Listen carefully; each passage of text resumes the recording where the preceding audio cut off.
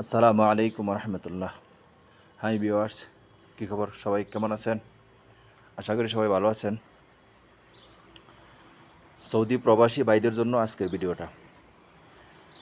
আমরা যারা সৌদি আরব আসছি, আমাদের পাসপোর্টের মেয়াদ শেষ হয়ে যাওয়ার পর পাসপোর্টটি রিনিউ করতে হয়। পাসপোর্ট রিনিউ করার পর সেটা মালুমাত করতে হয়। মালুমাত মানে সৌদি আরবের যাওয়াজাত সিস্টেমে আপডেট দিতে হয়। আর সেটা কিভাবে করবেন আপনি নিজেই। আপনার পাসপোর্ট আপনি নিজেই মালুমাত করবেন, কফিলের কাছে যেতে হবে না। আপনি নিজেই আমার ভিডিওটা যদি স্টেপ বাই স্টেপ দেখেন তাহলে আপনি নিজেই মালুমাত করতে পারবেন। তো ওকে ভিউয়ার্স, ভিডিওটা শুরু করা যাক। প্রথমেই একটি ব্রাউজার ওপেন করে নেবেন। ব্রাউজার ওপেন করার পর সার্চ বারে লিখবেন লগইন আবশির। ওই উপরে লেখা আসছে লগইন আবশির, এটাতে ক্লিক করবেন। ক্লিক করার পর উপরে ওয়েবসাইট আসছে লগইন টু, এটাতে ক্লিক করতে হবে। এটাতে ক্লিক করার পর আমাদের ইউজার নেম পাসওয়ার্ড দিয়ে আবশিরটা লগইন করে নিতে হবে। ওকে, আমি লগইন করতেছি।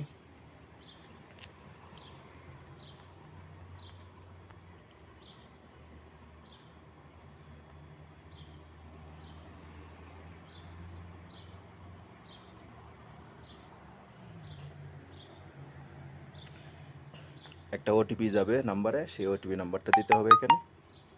ওকে, ওটিপি নাম্বার দিয়ে আমি লগইন করে নিলাম। লগইন করার পর এরকম ইন্টারফেস আসবে। এখানে দেখুন প্রথমেই লেখা আছে মাই সার্ভিস, এটাতে ক্লিক করতে হবে। এটাতে ক্লিক করার পর দেখুন আরেকটা পেজ আসছে। এখানে লেখা আছে 3 নম্বরে পাসপোর্ট। পাসপোর্ট যে অপশনটা আছে এটাতে ক্লিক করতে হবে।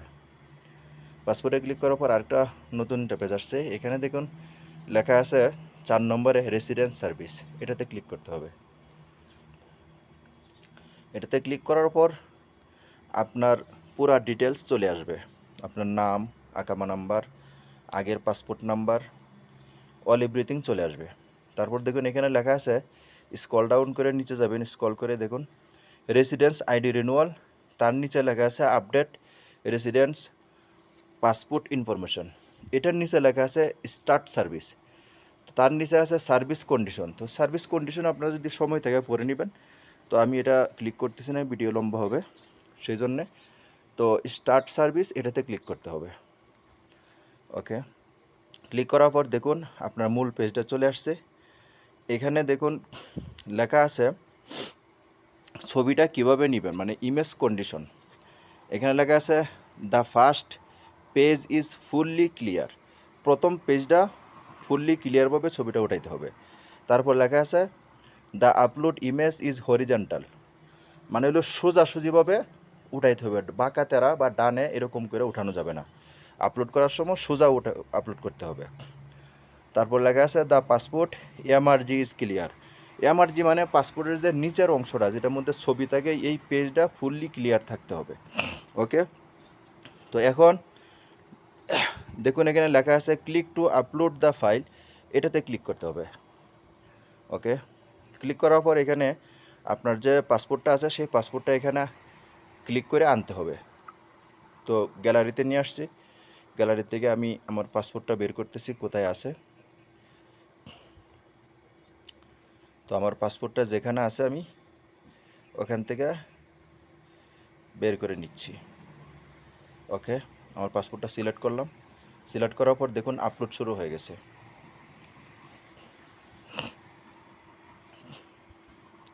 আপলোড হচ্ছে, একটু সময় নিচ্ছে।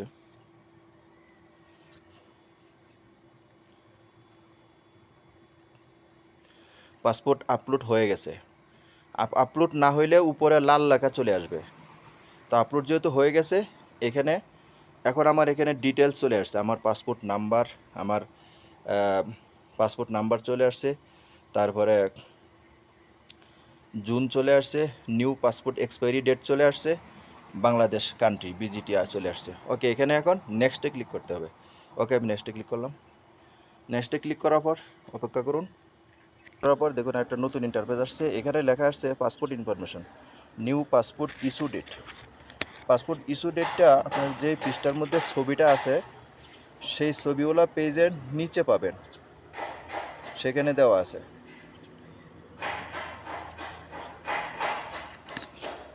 তো আমি পাসপোর্ট ইনফরমেশনের মধ্যে এখানে পাসপোর্টের ইস্যু ডেটটা দিচ্ছি। এখানে ইনফরমেশনগুলো সম্পূর্ণ ইনফরমেশন টোটাল চলে আসছে, আমার পাসপোর্ট নাম্বার, তারপরে মেশিন রিডেবল জুন কিনা, তারিখ, এক্সপায়ারি ডেট, অল এভরিথিং সব চলে আসছে। এখন নিচে লেখা আসছে সার্ভিস ফি, স্ক্রল করে নিচে গেলে দেখুন সার্ভিস ফি লেখা আছে 60 টাকা, আর সৌদি আরবের ব্যাট দিতে হবে 9 টাকা, তো 69 টাকা এখান থেকে দিতে হবে। তার জন্য এখানে দুইটা টার্মস অ্যান্ড কন্ডিশন, দুইটা ঘর আছে, এটি ক্লিক করে ফিল আপ করতে হবে। ওকে, আমি ক্লিক করে দিচ্ছি। ক্লিক করার পর দেখুন লেখা আছে নিচে আপডেট পাসপোর্ট ইনফরমেশন, এটাতে ক্লিক করতে হবে, এই অপশনটাতে। ওকে, আমি অপশনে ক্লিক করলাম। ক্লিক করার পর একটু অপেক্ষা করুন। দেখুন একটা নতুন ইন্টারফেস আসছে, এখানে স্ক্রল করে নিচে যেতে হবে।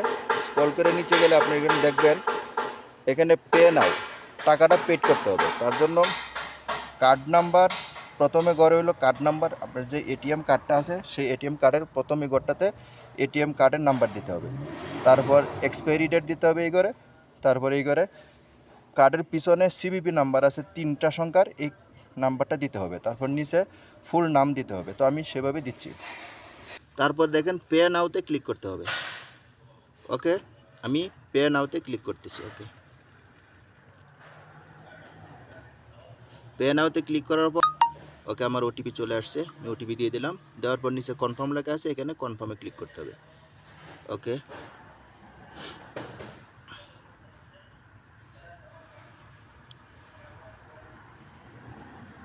দেখুন কনফার্মে ক্লিক করার পর এখানে লেখা আসছে কি টাকা এখান থেকে কেটে নিয়েছে, the passport information has been updated successfully.